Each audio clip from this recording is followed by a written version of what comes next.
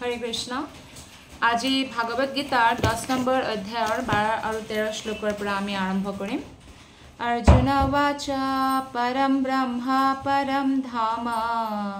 पवित्रं परमं भवान् पुरुषं शाश्वतं दिव्यम् आदिदेवमजं विभुम् आहुस्त्वां ऋषयः सर्वे देवर्षिर्नारदस्तथा असितो देवलो व्यासः स्वयं चैव ब्रवीषि मे अनुवाद और तात्पर्य शिला प्रभुपादर द्वारा शिला प्रभुपाद की जय अर्जुने কৈছে আপুনি परम पुरुष परमेश्वर परम आश्रयस्थल परम पवित्र परम सत्य আপুনি শাশ্বত দিব্য জন্মৰহিত परम বিশাল আদি পুৰুষ হয় দেৱৰ্ষি নাৰদ অহিত দেৱল ব্যাস আদি ঋষিসকলে আপোনাৰ বিষয়ে এই সত্য দৃঢ়তাৰে সমৰ্থন কৰে আৰু আপুনি নিজেও এতিয়া মোৰ আগত এই কথাকে ঘোষণা কৰিছে গতিকে অৰ্জুন বহুত ডাঙৰ প্ৰমাণ হয় কাৰণ অৰ্জুনে ভগৱান শ্ৰীকৃষ্ণক সাক্ষাৎ লগ পাইছে আৰু যেতিয়া অৰ্জুনৰ মুখেৰে আমি এই কথাটো গম পাওঁ যে ভগৱান শ্ৰীকৃষ্ণ কিমান মহান হয় মানুহে জানে যে ভগৱান বহুত মহান সকলো ধৰ্মতেই কয় গড ইজ গ্ৰেট কিন্তু কিমান মহান সেই কথাটো আমি আমাৰ শাস্ত্ৰৰ পৰা গম পাওঁ গতিকে অৰ্জুনে কৈছে যে আসলতে ভগৱান শ্ৰীকৃষ্ণ সাক্ষাৎ পৰম পুৰুষ হয় পৰম ঈশ্বৰ হয় পৰম শব্দ যেতিয়া কোনো বস্তুৰ লগত জড়িত হয় তাৰ অৰ্থ হৈছে যে ভগৱান কৃষ্ণতকৈ শ্ৰেষ্ঠ পুৰুষ বা ব্যক্তি বা ভগৱান কোনেও নহয় কেতিয়াবা মানুহে ভাবে যে দেৱী দেৱতা সকলো ভগৱান হয় যদিও দেৱতাসকলৰ সন্মুখতো কেতিয়াবা ভগৱান শব্দৰ প্ৰয়োগ হয় কিন্তু পৰম ভগৱান শব্দৰ প্ৰয়োগ নহয় পৰম ভগৱান কেৱল কৃষ্ণ অৰ্থাৎ সকলো ৰজাৰো ৰজা ঈশ্বৰৰো ঈশ্বৰ হৈছে পৰম ঈশ্বৰ কৃষ্ণ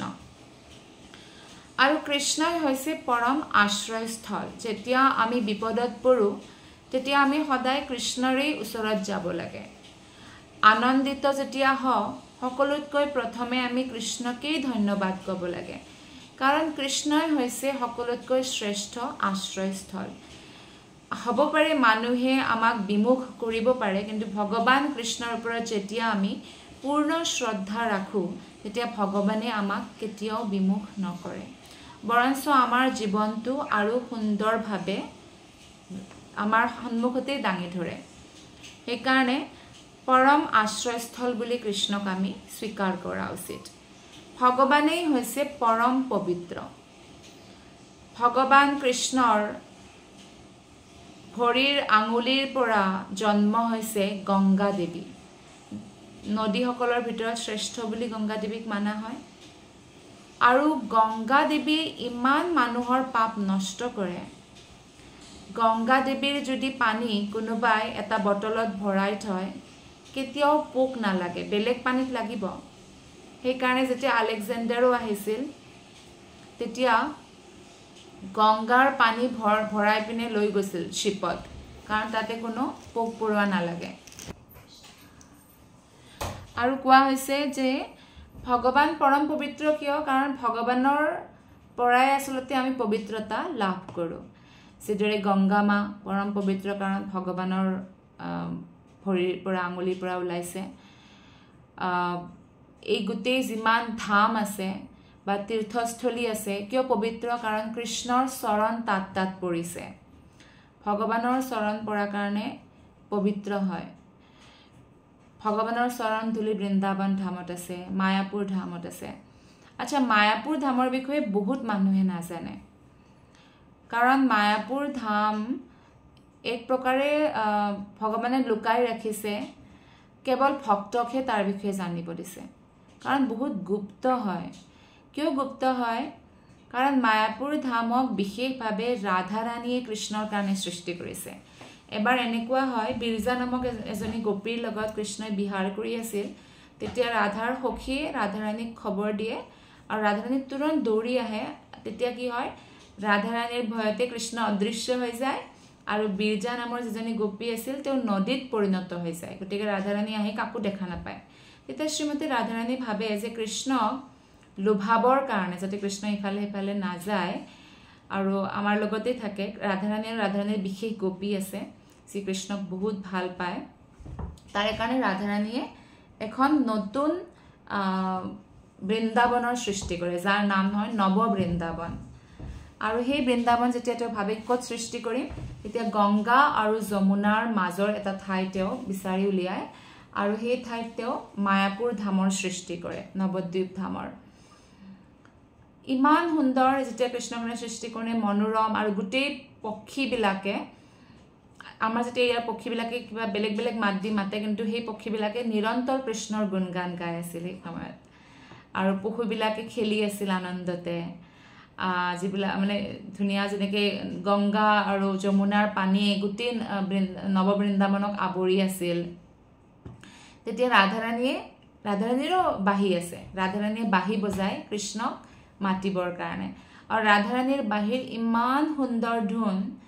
কেতিয়াও এনেকুৱা নহয় যে ৰাধাৰাণী বোলে কিবা এটা বিদ্যাত পাৰংগত নহয় সকলো বাদ্যযন্ত্ৰ বজাব জানে সকলো বিদ্যাতে পাৰংগত হয় গতিকে ৰাধাৰাণীৰ বাঁহীৰ শব্দত মোহিত হয় কৃষ্ণ নৱবৃন্দাবনত আহে আৰু বহুত সুখী হয় আৰু শ্ৰীমতী ৰাধাৰাণীক কয় যে মই ইমান সুখী যে আপুনি কেৱল মোৰ কাৰণে নৱবৃন্দাবনৰ সৃষ্টি কৰিছে যি মায়াপুৰ ধাম নামে ভৱিষ্যতে এতিয়া আমি জানো মায়াপুৰ নৱদ্বীপ ধাম বুলি গতিকে এই ধামত যদি কোনোবাই এবাৰো আহে জীৱনত তেতিয়াহ'লে তেওঁ সমস্ত তীৰ্থত যোৱাৰ ফল লাভ কৰিব আৰু মোৰ আজ্ঞাৰে সকলোবোৰ তীৰ্থ এই মায়াপুৰ ধামত নিবাস কৰিব আৰু যদি কোনোবাই ইয়াতে আহি মোৰ আৰু তোমাৰ ভক্তি কৰে অৰ্থাৎ ৰাধা আৰু কৃষ্ণৰ যদি ভক্তি কৰে তেনেহ'লে তেওঁ ভৱবন্ধনৰ পৰা মুক্ত হৈ যাব গতিকে ইমান বিশেষ হয় মায়াপুৰ ধাম মায়াপুৰ নৱদ্বীপ কিয় পবিত্ৰ হয় কাৰণ তাতে ৰাধা কৃষ্ণৰ চৰণ ধূলি আছে সেইকাৰণে কেতিয়াও আমি মায়াপুৰ নৱদ্বীপ ধাম বা বৃন্দাবন ধামক বেলেগ বুলি ভাবিব নালাগে ৰাধাৰাণীয়ে নতুন বৃন্দাবন কৃষ্ণৰ কাৰণেই কেৱল সৃষ্টি কৰিছে কোনোবাই যদি বৃন্দাবন আৰু মায়াপুৰক বেলেগ বেলেগ বুলি ভাবে তেতিয়াও অপৰাধ লাগে গতিকে আমি চেষ্টা কৰিব লাগে বছৰেকত এবাৰ কমচে কম মায়াপুৰত যোৱাৰ কাৰণে বা নৱদ্বীপত যোৱাৰ কাৰণে আৰু মায়াপুৰ বহুত উদাৰ ধাম হয় কাৰণ মায়াপুৰ ধামত কৃষ্ণই ৰাধাৰাণীৰ ভাৱনা লয় আৰু ৰাধাৰাণীৰ শৰীৰৰ ৰং লৈ পিনে প্ৰকট হৈছিল চৈতন্য মহাপ্ৰভুৰ ৰূপত গতিকে যেতিয়া কৃষ্ণ ভক্তৰ ৰূপত আহে বেছি উদাৰ হৈ যায় কাৰণ আমাৰ ৰাধাৰাণী বহুত বেছি উদাৰ হয় সেইকাৰণে আপুনি দেখা পাব যদি কোনোবাই মায়াপুৰ ধামত গৈ আছে নিশ্চিতৰূপে কৃষ্ণ ভক্তি প্ৰাপ্ত কৰে আৰু কৃষ্ণ ভক্ত হৈ যায় গতিকে আমাৰ যদি আত্মাটো আমি ৰিচাৰ্জ কৰিব খোজো ই ভক্তিৰে ৰিচাৰ্জ কৰোঁ ভক্তৰ সংগ পাব লাগে তেনেহ'লে আমি মায়াপুৰ ধামত বৃন্দাবন ধামত যাব লাগে তেতিয়া আমাৰ আমি যদি ধনো খৰচ কৰিছোঁ মানুহে বহুত ধন সোণ খৰচ কৰি গোৱা যায় মছুৰী যায় চিমলা যায় কিন্তু যদি আমি নৱদ্বীপ মায়াপুৰত যাওঁ বা বৃন্দাবনত যাওঁ তেতিয়া আমাৰ সেই ধনৰ আচল প্ৰয়োগ হ'ল সেই ধন কেতিয়াও বিনষ্ট হৈ নাযায় সেইকাৰণে ভগৱান পৰম পবিত্ৰৰ যেতিয়া কিমান পাপী মানুহ হ'লেও সিমানে পাপী হ'লেও তেওঁ যদি হৰে কৃষ্ণ কৃষ্ণ কৃষ্ণ হৰে হৰে হৰে ৰাম ৰাম ৰাম হৰে হৰে মহামন্ত্ৰ জপ কৰি থাকে পবিত্ৰ হৈ যায় বহুত ডাঙৰ প্ৰমাণ বাল্মীকি ৰত্নাকৰ দস্যু আছিল কিন্তু ৰাম ৰাম ৰাম নাম জপ কৰি পিনে তেওঁ বাল্মীকি হৈ গ'ল ৰাম আহাৰ আগতে বাল্মীকি ৰামায়ণ ৰেডি হৈ আছিল বাল্মীকি জানে যে মোৰ আশ্ৰমতে সীতা মাতা আহিব তেওঁ জানে কাৰণ এনেকুৱা কেনেকৈ সম্ভৱ হয় ভগৱানৰ নাম লৈ যিকোনো অসম্ভৱ কাৰ্য সম্ভৱ হ'ব পাৰে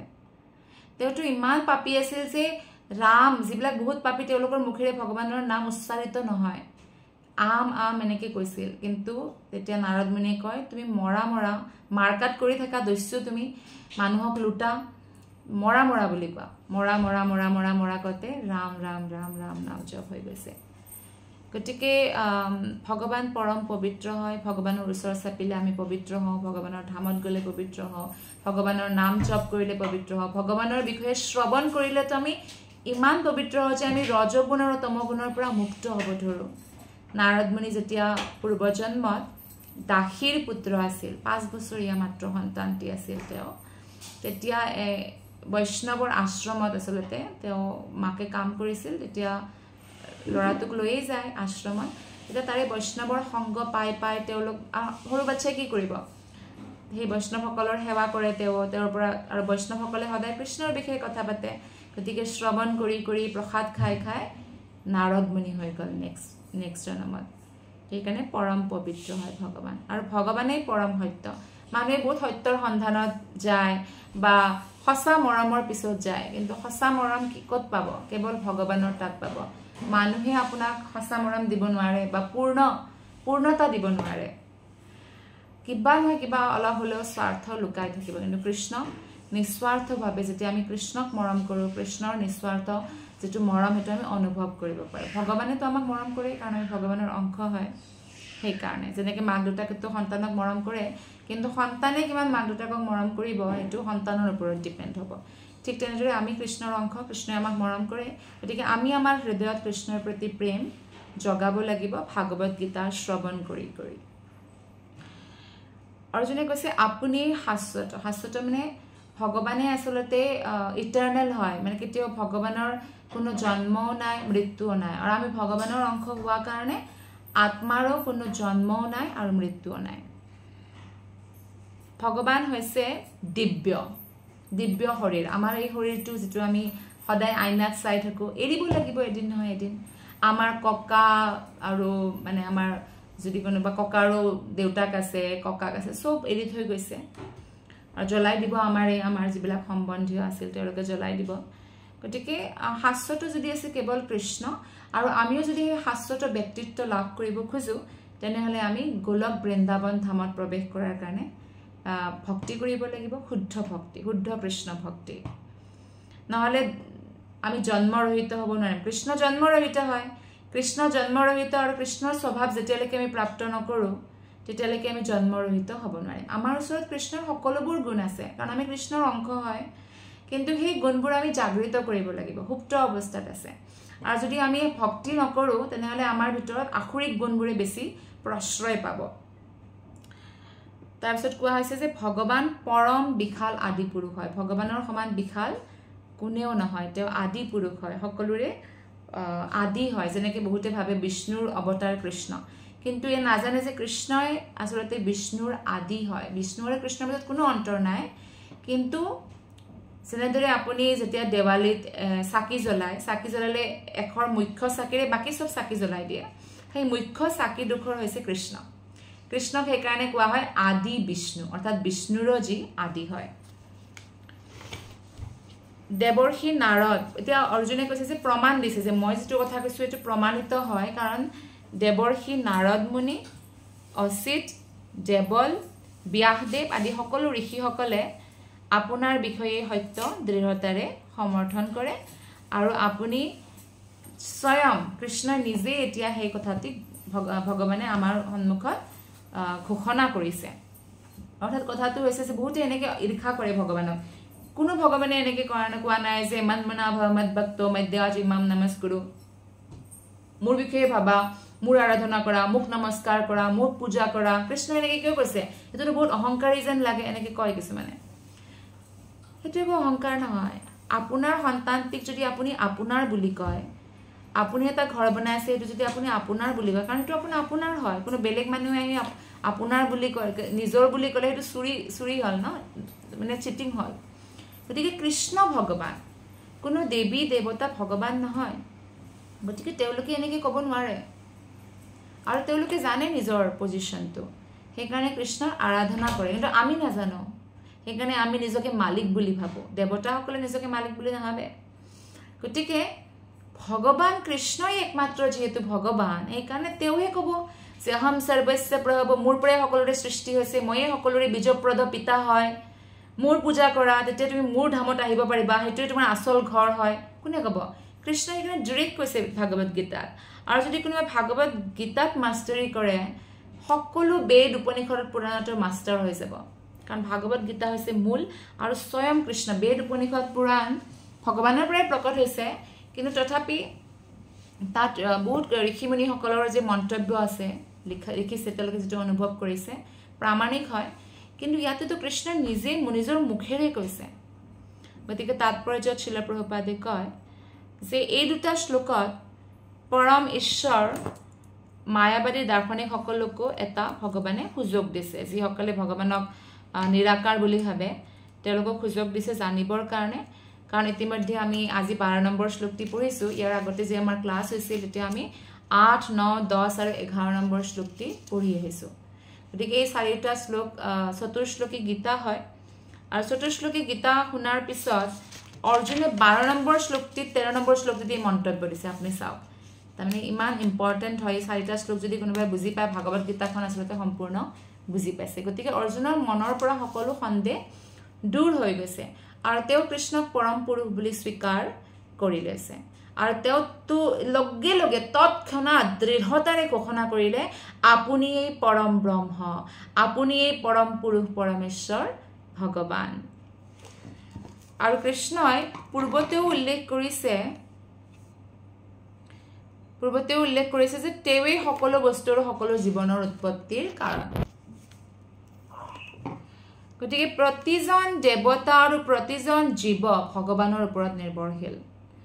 দেৱতা সকলো জীৱাত্মাই হয়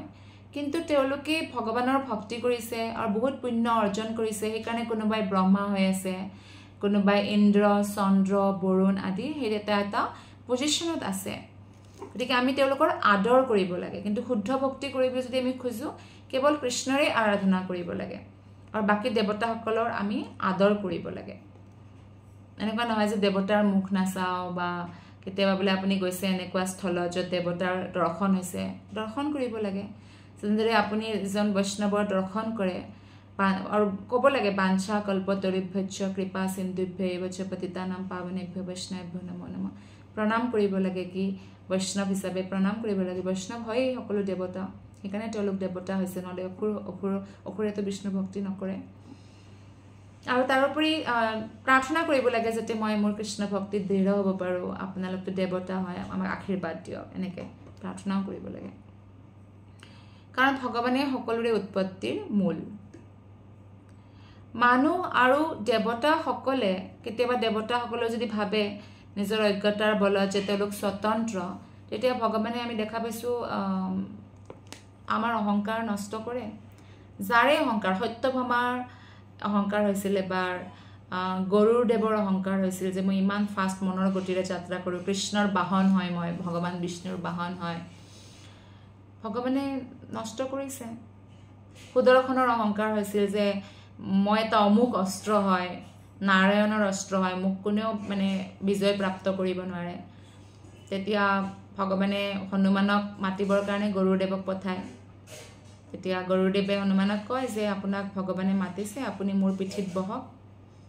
তেতিয়া হনুমানে কয় আপুনি ভগৱানৰ আসন মই কেনেকৈ বহিম মই আহি আছো আপুনি যাওক তে গৰুদেৱে লগে লগে ভগৱানৰ ওচৰত আহে আহি পিনে যে চাই তেওঁতকেও আগে আসলতে হনুমান তাতে প্ৰকট হৈ গৈছে কিমান ফাষ্ট আহিছে হনুমান আৰু যেতিয়া সুদৰ্শনৰ অহংকাৰ হয় ভগৱানে কয় যে হনুমানক ভিতৰত আহি কাকৈও ভিতৰত আহিব নিদিবা এনেকৈ কয় তে হনুমানক ৰখাই সুদৰ্শনে কয় আপুনি যাব নোৱাৰে তে সুদৰ্শনক মুখৰ ভিতৰত হনুমানে বন্ধ কৰি লয় ভগৱানৰ ওচৰত যাই পিনে বুলি আহে সুদৰ্শনৰ অহংকাৰ নষ্ট হয় সেইদিনা সীতা দেৱী আসলতে ভগৱানৰ দৰ্শন কৰিবলৈ যেতিয়া হনুমান আহে ভগৱান কৃষ্ণয়ো সীতা মানে ৰামৰ ৰূপ ধাৰণ কৰে কাৰণ হনুমানক সেইটো ৰূপে ভাল পায় আৰু সীতাৰ কাৰণে যেনেকৈ ৰুক্মিণী দেৱী সীতাৰ কাৰণে কয় কিন্তু সত্যভামাই কয় যে কিয় মই সীতা হৈ বহিম নহয় আজি বহে তেতিয়া সত্যভামাই আচলতে বহুত ধুনীয়া বুলি ভাবে তেতিয়া হনুমানে আহি কয় যে আজি সীতা মাতা ক'ত আপুনি এই কোন দাসীৰ লগত বহি আছে প্ৰভু দাসী বুলি যেতিয়া ক'লে তেতিয়া সত্যভামাৰো অহংকাৰ ভংগ হৈ যায় ধুনীয়া বুলি গতিকে এয়া ভগৱানৰ কৃপা যে ভগৱানে আমাৰ অহংকাৰ ভংগ কৰে ভক্তৰ অহংকাৰ সদায় ভংগ কৰে যেনে ইন্দ্ৰৰ অহংকাৰ হৈছিলে নহলে মানে পূজা কৰিলেহে তেওঁ বৰষুণ দিব আৰু এনেকুৱা এতিয়া কৃষ্ণই গোবৰ্ধন ধাৰণ কৰে আৰু ইমান বৰষুণ বতাহ ইমান প্ৰলয়ংকাৰী বৰষুণ দিয়ে তথাপি একো নহয় ব্ৰজবাসীৰ কাৰণ কৃষ্ণই গোবৰ্ধনক এটা ছাতিৰ দৰে ইউজ কৰিছে আৰু গোবৰ্ধন লীলা কৰে তেতিয়া ইন্দ্ৰই গম পাইছে যে সাক্ষাৎ কৃষ্ণ হয় মই কি ভুল কৰিলো তে ক্ষমা খুজিব আহে ক্ষমা খুজিব আহোঁতে অকলে নাহে, ভয় ভয় লাগে ন, কৃষ্ণই ভগৱান হয়, গতিকে এটা সুৰভি গাইক লৈ আহে, কাৰণ গাই ভগৱানৰ বহুত মৰমৰ হয়, তেনেদৰে আহে।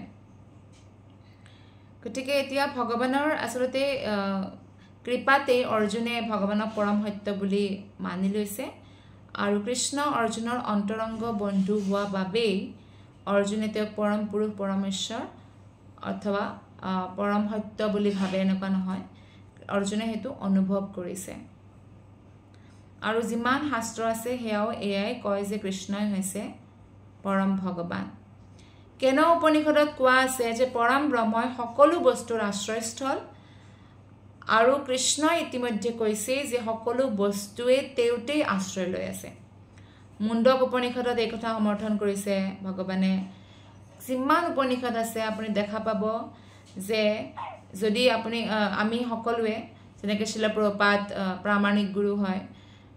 শিকিব যাওঁ উপনিষদৰ পৰা সেইটো বস্তুহে আমি আচলতে গ্ৰহণ কৰিব লাগে,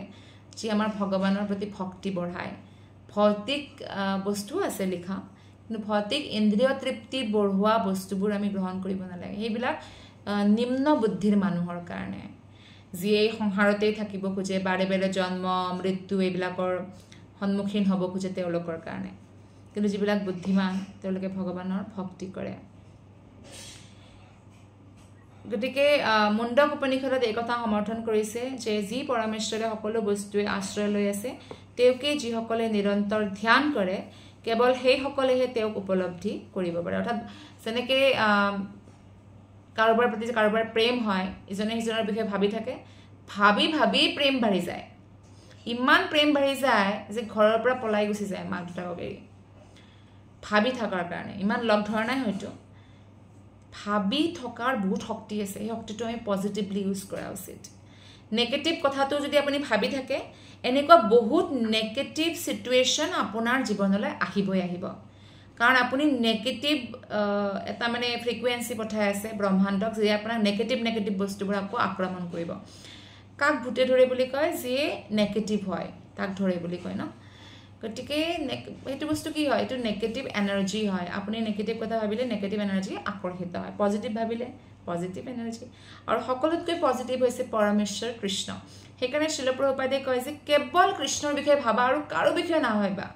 যদি দুখতো পৰিছে, অ কৃষ্ণ আপুনি মোক উদ্ধাৰ কৰিব পাৰে, আপোনাতকৈ শ্ৰেষ্ঠনো কোন আছে, আপোনাতকৈ শক্তিশালী কোন আছে, কৃষ্ণ ৰক্ষা কৰক কৃষ্ণ। সুখত যদি পৰিছে, অ কৃষ্ণ আপুনি মোক এই সুখ দিছে, নহ'লে মোৰ ভাগ্যত মই ইমান অৰ্জন কৰি অহা নাই যে আজি মই ইমান সুখৰ অধিকাৰী হৈছোঁ। অ কৃষ্ণ আপুনি কিমান মহান, কিমান দয়ালু, কিমান কৃপালু। যি অকেজন আহিলেও কৃষ্ণৰ বিষয়ে আচলতে আমি ভাবিব লাগে, তেতিয়া আমাৰ পৰম কল্যাণ হ'ব। পৰম কল্যাণ হৈছে জন্ম মৃত্যুৰ চক্ৰৰ পৰা মুক্ত হৈ আমি এই জনমতেই ভগৱানৰ ধামত প্ৰৱেশ কৰিব পাৰিম। কৃষ্ণৰ এনে ধ্যানেই হ'ল স্মৰণ, আৰু স্মৰণ হ'ল নৱধা ভক্তিৰ অন্যতম। কৃষ্ণৰ প্ৰতি ভক্তি কৰিলেহে আমি কি কৰিব পাৰিম, স্মৰণ কৰিব পাৰিম, নহ'লে ভগৱান মনতে নপৰিব। দিনৰ দিনটো ইফালে ইফালে মন আমাৰ ঘূৰি থাকিব। বেদত পৰমেশ্বৰক পবিত্ৰবিলাকৰ ভিতৰতো পবিত্ৰতম বুলি স্বীকাৰ কৰা হৈছে। যিজনে কৃষ্ণক পবিত্ৰসকলৰ ভিতৰতে পবিত্ৰতম বুলি বুজিব পাৰে, তেওঁ নিজে সকলো পাপ কৰ্মৰ স্পৰ্শৰ পৰা মুক্ত হয়। প্ৰথমে আমি নিজে কনভিন্সড হ'ব লাগিব, তেতিয়া আমি বেলেগক কনভিন্স কৰিব পাৰিম। যদি আমি কৃষ্ণই যে পৰম পবিত্ৰ হয় এই কথাটো আমি কনভিন্সড হওঁ,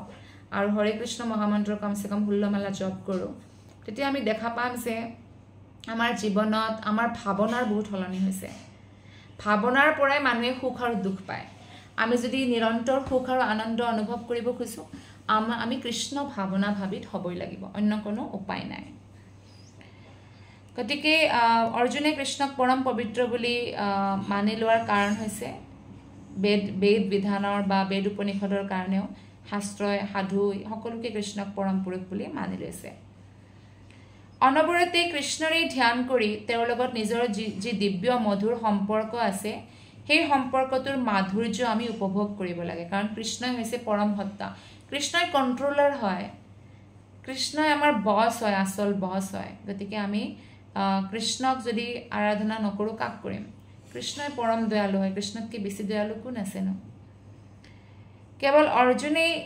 যে এনে কথাৰ সমৰ্থন কৰিছে এনেকুৱা নহয়, সমগ্ৰ বৈদিক সাহিত্য পুৰাণসমূহ আৰু ইতিহাসেও এই কথা কৈছে। বৈদিক সাহিত্যত কৃষ্ণক এইদৰেও বৰ্ণোৱা হৈছে আৰু পৰমেশ্বৰে নিজেই ৪ৰ্থ অধ্যায়ত কৈছে যে যদিও মই জন্মৰহিত তথাপি ধৰ্মৰ সংস্থাপনৰ অৰ্থে মই পৃথিৱীলৈ আহি দেখা দিওঁ গতিকে আমাৰ কাৰণে ভগৱানে পৃথিৱীত আহে নহলে আহিবৰ একো দৰকাৰ নাই আমাৰ উদ্ধাৰ কেনেকৈ হ'ব ভগৱানে যদি লীলা নকৰে বৃন্দাবন ধামত মথুৰা জগন্নাথপুৰী দ্বাৰিকাত এই ধামবোৰ আমি দৰ্শন যেতিয়া কৰিব যাম কেনেকৈ পবিত্ৰ হ'ম আমি যেতিয়া যাম তাতে ভগৱানৰ লীলাস্থলীৰ বিষয়ে আমি কেনেকৈ শ্ৰৱণ কীৰ্তন কৰিম ইমান দূৰত যদি ভগৱান বহি থাকে আমাৰ উদ্ধাৰেই নহ'ব আমাৰ কাৰণে কৃষ্ণই আহে তেওঁ সকলো কাৰণৰেই কাৰণ হয় আৰু পৰমেশ্বৰৰ কৃপাতেই আমি এই উত্তম জ্ঞান লাভ কৰিব পাৰোঁ সেইকাৰণে আমি সদায় ভগৱানৰ চৰণত কৃপাৰ কাৰণে প্ৰাৰ্থনা কৰিব লাগে কৃষ্ণ মোক কৃপা কৰক যাতে মই ভাগৱত গীতাৰ জ্ঞানটো বুজি পাব পাৰোঁ আৰু নিজৰ জীৱনত এপ্লাই কৰিব পাৰোঁ ইয়াত কৃষ্ণৰ কৃপাতেই অৰ্জুনে নিজৰ মনৰ ভাৱ প্ৰকাশ কৰিব পাৰিছে কৃষ্ণৰ কৃপা নহ'লে আমি একো এটা কাম কৰিব নোৱাৰোঁ আমি যদি ভাগৱত গীতা বুজিবলৈ ইচ্ছা কৰোঁ তেনেহ'লে এই দুটা শ্লোকত থকা যিখিনি উক্তি হয় মানে যিখিনি অৰ্জুনে কৈছে সেই সকলো কথা আমি মানি ল'ব লাগিব আৰু যেতিয়া এই কথা আমি মানি ল'ম যে ভগৱানেই পৰম পবিত্ৰ ভগৱানেই পৰম আশ্ৰয় ভগৱানেই পৰম সত্য ভগৱানেই পৰম ব্ৰহ্ম তেতিয়া আমি দেখা পাম যে আমি ভাগৱত গীতা যেতিয়া পঢ়িছোঁ বহুত বস্তু আমাৰ হৃদয়ত নিজে নিজে প্ৰকাশিত হৈছে কৃষ্ণৰ কৃপা হৈছে ইয়াকে বোলা হয় পৰম্পৰা ব্যৱস্থা বা গুৰু শিষ্য পৰম্পৰা ক্ৰমে কোনো উক্তি মানি লোৱাৰ নিয়ম এনে পৰম্পৰাৰ ভিতৰত নোসোমালে ভাগৱত গীতা বুজিব নোৱাৰি তথাকথিত শিক্ষা ব্যৱস্থাৰে ইয়াক বুজাটো সম্ভৱ নহয় যিকোনো মানুহৰ পৰা বোলে আমি ভাগৱত গীতা শুনিছোঁ বা নিজে অকলে পঢ়ি আছোঁ আমি বুজিব নোৱাৰিম ভক্তৰ সংগ আমাক লাগিবই আৰু ভক্ত কেনেকুৱা হ'ব লাগিব প্ৰভুপাদৰ দৰে প্ৰভুপাদে যেনেকৈ প্ৰভুপাদে পৰম্পৰা ছিষ্টেম ফ'ল' কৰিছে তেনেকুৱা পৰম্পৰা যিয়ে ভগৱান কৃষ্ণৰ যি কথা সেইটো এটা মনোকল্পনা কৰি নুতুলে নিজৰ ব্যাখ্যা দাঙি ধৰি আৰু যিখিনি ভগৱান কৃষ্ণই কৈছে সেইটো আমাক এজ ইট ইজ যাতে বুজাই দিয়ে দুৰ্ভাগ্যবশতঃ যিসকলে তথাকথিত শিক্ষাৰে শিক্ষিত বুলি অভিমান কৰি থাকে যে কোনোবা ডক্টৰ ইঞ্জিনিয়াৰ সাইণ্টিষ্ট হয় PhD হয় যে এই সাধাৰণ ভৌতিক শিক্ষাক লৈ যদি অহংকাৰ কৰি থাকে তেওঁলোকে বৈদিক সাহিত্য বুজি নাপাব তেওঁলোকে কৃষ্ণক এজন সাধাৰণ মানুহ বুলিয়েই গণ্য কৰিব গতিকে বৈদিক সাহিত্য যদি আমি বুজি পাব খোজোঁ তেনেহ'লে আমি আমাৰ অভিমান ত্যাগ কৰিব লাগিব আৰু ভগৱানেও অহংকাৰ ভাল নাপায় আৰু কোৱা হৈছে অহংকাৰেই পতনৰ মূল কাৰণ গতিকে কৃষ্ণক যদি আমি আমাৰ প্ৰতি আকৰ্ষিত কৰিব খোজোঁ তেনেহ'লে আমি ভগৱানে কোৱা অনুসৰি আমাৰ জীৱনটো চলাই লৈ যাব লাগিব আপোনালোকক বহুত বহুত ধন্যবাদ হৰে কৃষ্ণ